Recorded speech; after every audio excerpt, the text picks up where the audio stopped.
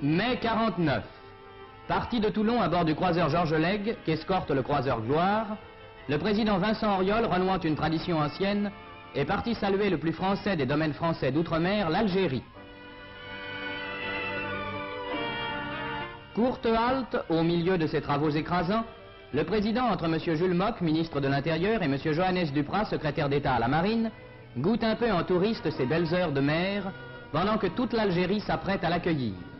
Alger, en effet, est en fièvre. 20 ans sont passés depuis qu'un président de la République, Gaston Doumergue, a posé le pied sur cette terre. 20 ans lourds d'événements tragiques, mais qui ont affirmé plus encore l'indissolubilité franco-algérienne. Murs et vitrines se chargent de tricolores, d'insignes et de portraits. Alger n'est plus seulement une ville, c'est le décor d'une fête nationale.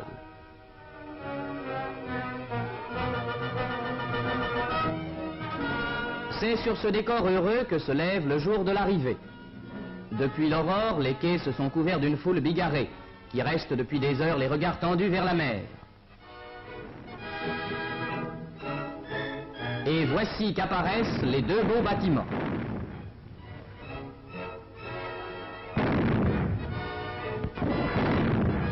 Le ministre Marcel Edmond-Negelen, gouverneur général de l'Algérie, est aussitôt à bord, pendant que les salves se succèdent, pour saluer le premier magistrat de la République et le conduire à bord de la vedette amirale, à travers le port, jusqu'au quai de l'Amirauté où l'attendent les plus hautes personnalités d'Alger.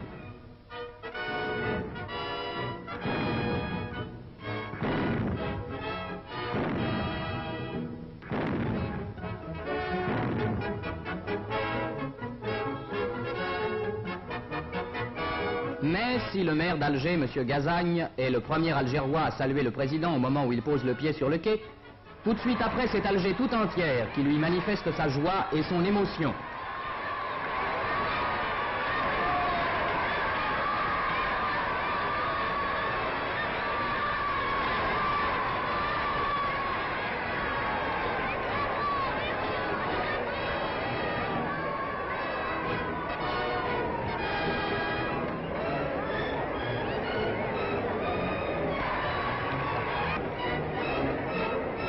C'est encore au milieu des acclamations populaires que M. Vincent Auriol gravit les degrés qui mènent au grandiose monument aux morts, qui, face à la mer, dans un décor inoubliable, exalte le souvenir des hommes de cette terre morts pour la cause de la patrie.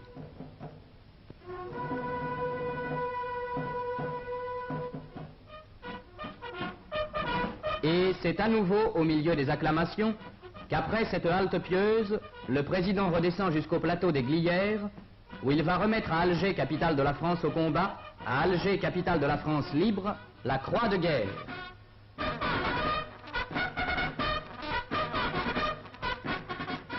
Pour son courage et sa vaillance, nous vous décernons, au nom de la République, la croix de guerre avec palme. Symbole émouvant, ce sont deux orphelins de la guerre qui portent le coussin aux armes d'Alger à l'heure de la récompense. À travers eux, leurs pères, les morts qui furent à la peine, sont aujourd'hui à l'honneur.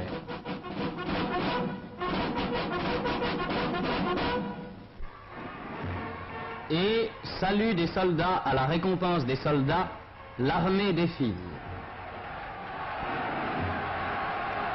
Combien encore dans ces troupes, où se trouvent représentés les plus beaux corps de l'armée d'Afrique, participèrent au combat qu'exalte aujourd'hui la croix de guerre d'Alger.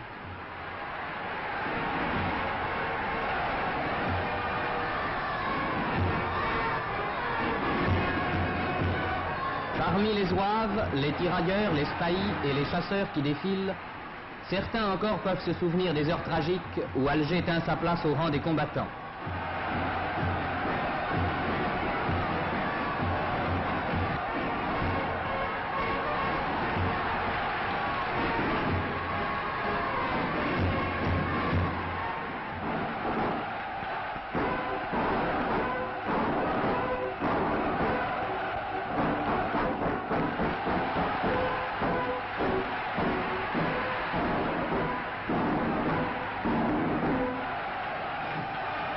Derrière eux, une foule sans uniforme, mais une foule en ordre, en formation presque encore militaire, ceux qui répondirent un jour à l'appel du pays et qui conservent de ce temps un souvenir ineffaçable, un éclair dans le regard, une croix sur la poitrine, une marque dans la chair.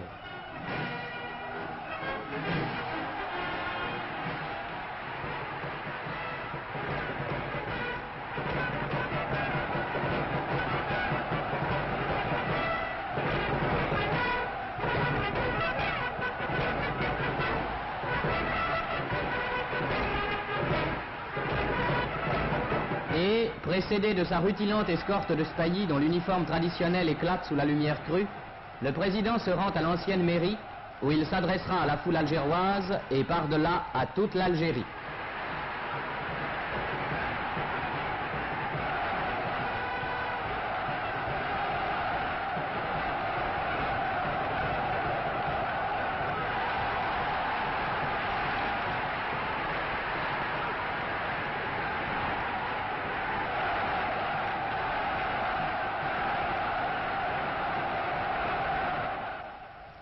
Cet esprit d'union, exalté par le partage des douleurs et des gloires que je viens aujourd'hui consacrer.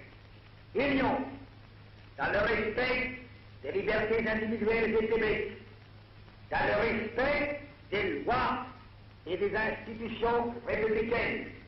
Union dans le respect des opinions, des traditions, des croyances. Union sous la souveraineté de la France, guide et soutient des hommes libres pour la prospérité solidaire de la France et de l'Algérie.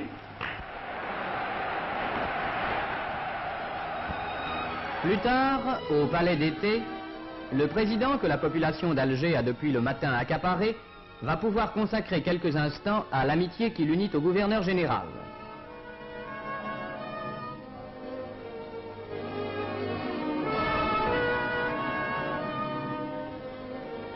On les verra s'entretenir tour à tour avec le maire d'Alger et avec le président de l'Assemblée algérienne, M. Saya Abdelkader, puis avec diverses personnalités du monde musulman ou de la haute administration.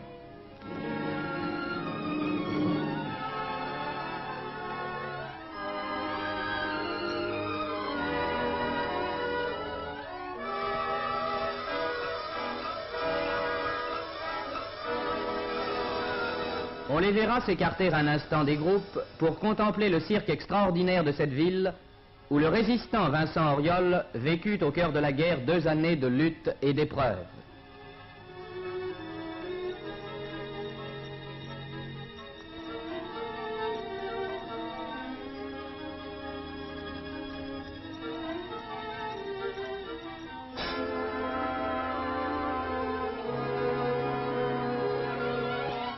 Mais la journée présidentielle n'est pas terminée.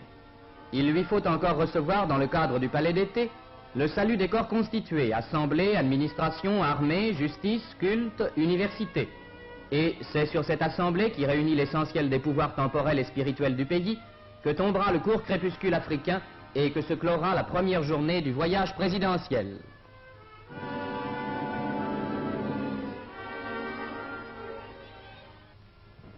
Le lendemain, de bon matin, l'éminent visiteur va connaître le port.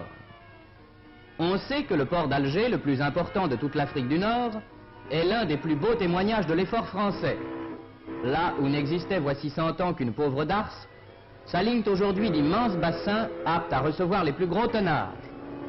Le port d'Alger, qui reprend jour après jour son importance d'avant-guerre, avant d'en acquérir une nouvelle au confluent des routes méditerranéennes, se classe parmi les réussites françaises en Algérie comme l'une des plus éminentes.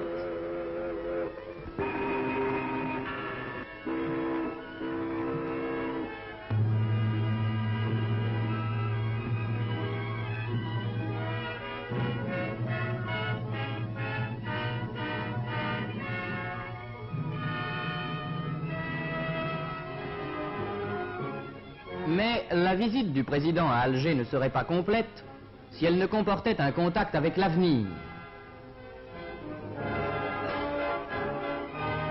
Et c'est sans doute pourquoi le président a voulu, à l'université, dire sa confiance aussi bien à ceux qui ont charge de former les élites de demain qu'à ceux et à celles qui demain formeront l'armature spirituelle de la France algérienne. Et c'est peut-être devant ces jeunes visages que le président murmurera pour lui seul la phrase qu'il dira demain publiquement, « J'ai été bouleversé par l'accueil que m'a réservé Alger ».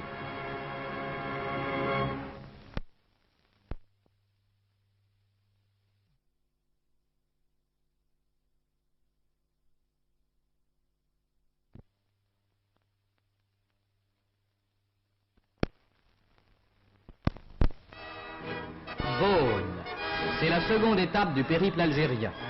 Et dès l'arrivée, l'enthousiasme d'Alger se retrouve. Les acclamations couvrent les salves des canons, couvrent les hurlements des sirènes, qui après avoir si longtemps clamé l'épouvante, clament aujourd'hui la joie.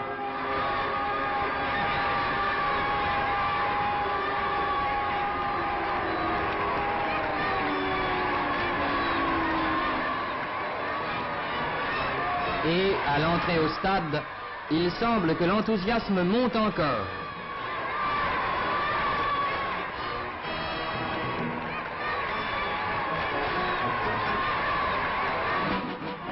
Avec simplicité, le président remet à Beaune pour sa vaillance, pour ses blessures, pour son courage et son sacrifice, la croix de guerre.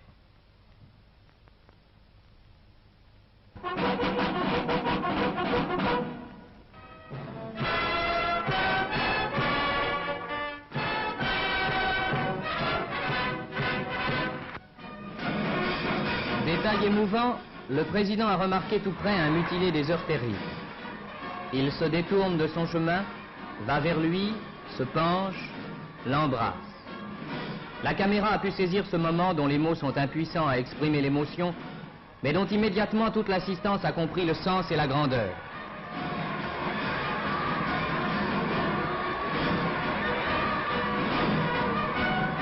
Beaune maintenant va s'effacer.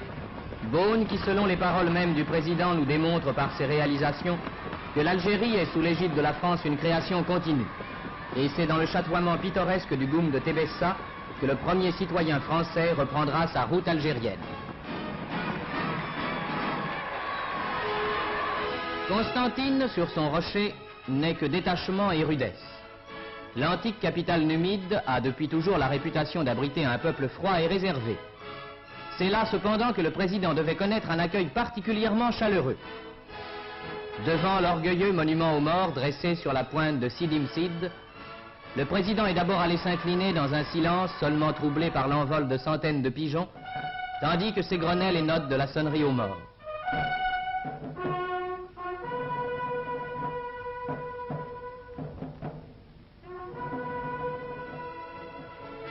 À pied maintenant, il suit les rues au milieu d'une foule dont l'enthousiasme ne cède ni à l'attente, ni à l'ardeur d'un soleil brûlant.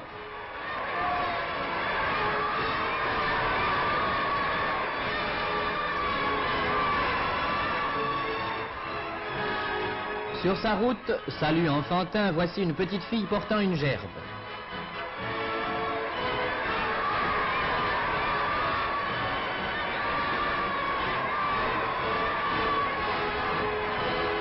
Voici autour d'elle les enfants de l'orphelinat. Et le président laisse alors parler son cœur de grand-père. Avec gentillesse, avec bonté, avec émotion, il s'arrête près d'eux. Il parle à ses tout-petits. Un peu plus, il va jouer avec eux.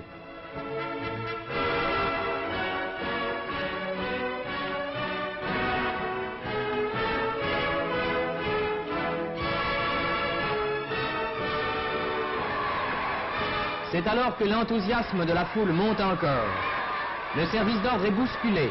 Constantine tout entière veut rompre les barrières qui la séparent du président. Et c'est presque de justesse que le président de la République échappe à l'étouffement de l'affection populaire.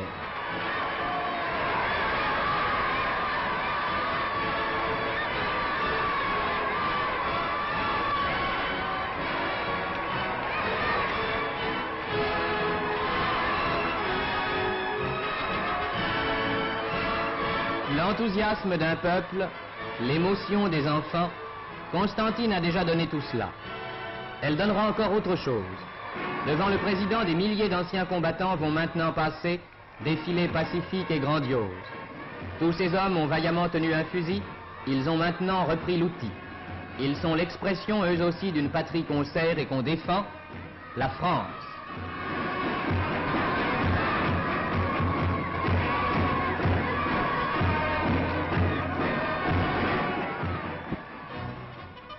À l'ombre de Santa Cruz, les 300 000 habitants d'Oran attendaient le président depuis son arrivée sur le sol algérien. Et tout de suite, dès sa descente du train, Oran s'est libéré de cette somme d'enthousiasme qu'elle gardait enfermée depuis plusieurs jours.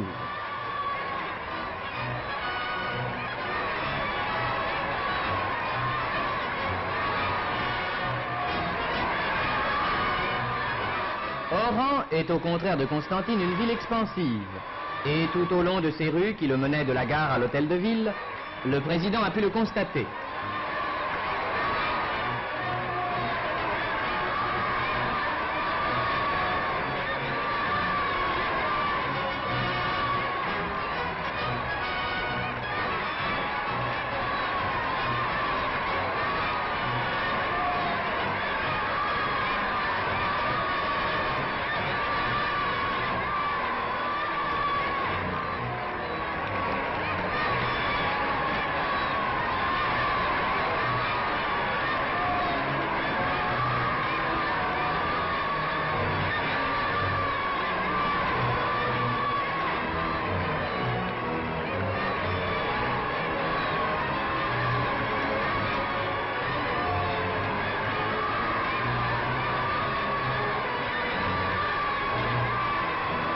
À l'hôtel de ville, après avoir reçu le bouquet et donné le baiser traditionnel, le président Vincent Auriol, réclamé par des cris sans fin, doit venir au balcon.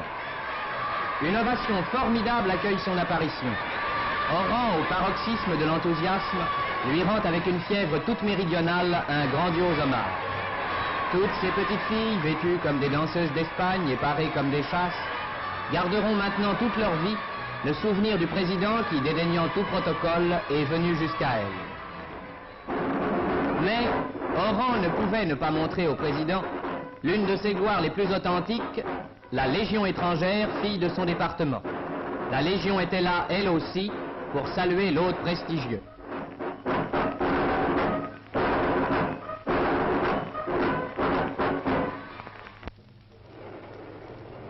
D'Oran à Tlemcen, le train court entre les terres riches que les blés et les vignes nappent de jaune et de vert. Dans son wagon, entre le président de l'Assemblée algérienne et le gouverneur général, le président redit sa confiance dans l'essor d'une Algérie française qui, en 100 ans seulement, a déjà parcouru un si long chemin.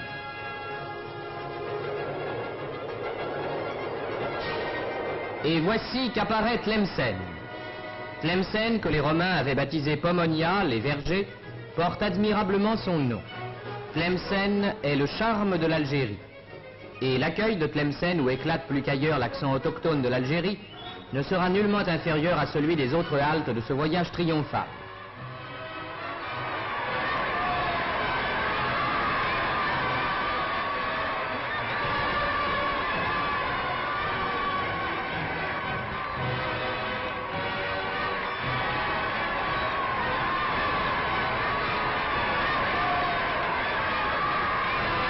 Une forêt de haïques drapées où un soleil apparaît s'anime sur le passage présidentiel. Et cette marée uniformément blanche couvre même les marches de l'église.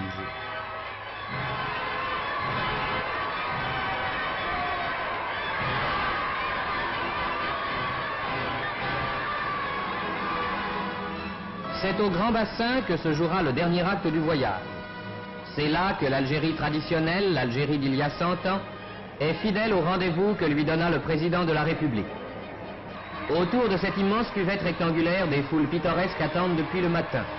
Et venus de toute la province sur leurs chevaux, fusils au poing, des centaines de cavaliers vont en signe d'hommage faire assister leurs prestigieux visiteurs à la plus endiablée des fantasias.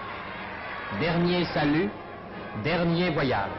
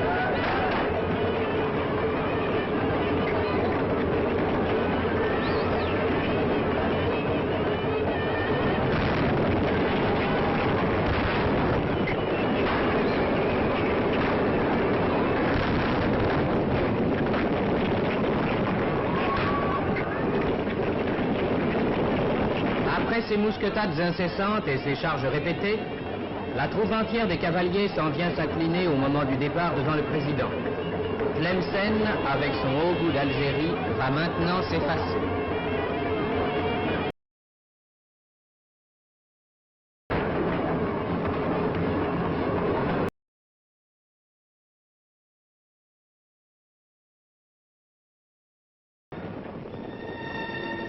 C'est Oran maintenant encore. Le départ.